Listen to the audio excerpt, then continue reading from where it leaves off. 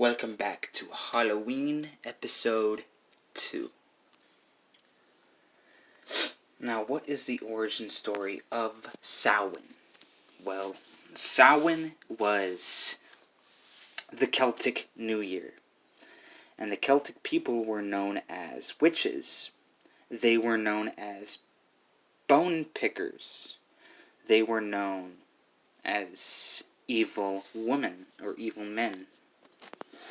And when I mean they were known as bone pickers, they would actually mess around with people's bones and use bones in divination and that type of thing. People actually would sincerely do this back in the olden days of the world, before the Inquisition was involved. And before that, mankind was always afraid of superstition, was always afraid that something was out to get them. And it will always kind of be like that. There will always be stories to tell.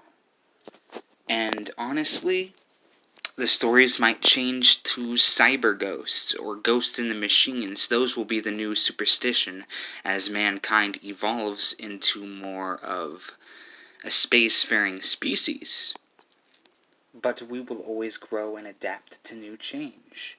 But that always comes with Samhain.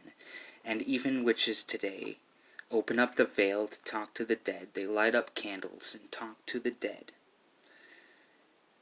And this is sacred to them. It's a way to contact the ancestors, their ancestors of the old. It's Celtic, but now it's overall. I think Wicca did this a lot. And that is why a lot of people do have problems with Wicca specifically, is because it pretends to be the all religion. But it borrows from every single philosophical ideology to ever exist when it comes to a magician's aid. And Samhain was the Celtic New Year, which also means that around this time the spirits of the dead come closer. The veil of the underworld. In Egypt, the underworld was ruled by Osiris until his brother Set has taken over as a quote-unquote better ruler. And of course, Mother Goddess Isis has cried her eyes out for aeons.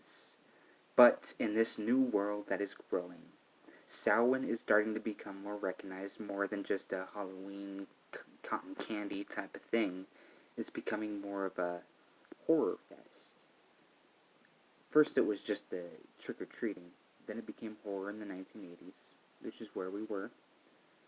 But now it's being recognized as the #1 witch's holiday. And every single witch always dresses up extra goth this time of year to celebrate such a holiday. And Samhain is always going to be there, no matter how many times the Christians try to suppress such a haunted holiday. It will always be there, and will always carve jack-o'-lanterns to make the evil spirits run away. Even though, in a realistic sense, from my own personal experience and from what my own personal literature that I have gone through, is that there is no way an evil spirit would actually be afraid of a jack-o'-lantern. An evil spirit tends to be a demon, and a demon tends to be some sort of initiator or teacher of some either astrology, philosophy, or some other cranio thing going on. And so there's no way that it would actually be afraid of a jack-o'-lantern. So as the ending here, I'm just going to say that I'm going to confirm that it seems absolutely asinine and kind of symbolic, as a sense that we're getting over this idea that spirits can be afraid of jack-o'-lanterns, which is a physical object, and spirits come from the metaphysical or higher dimensional realms.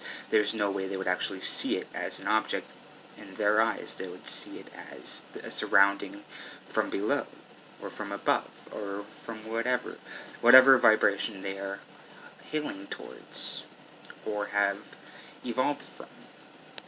And I hope you all have a blessed Samhain and Celtic New Year.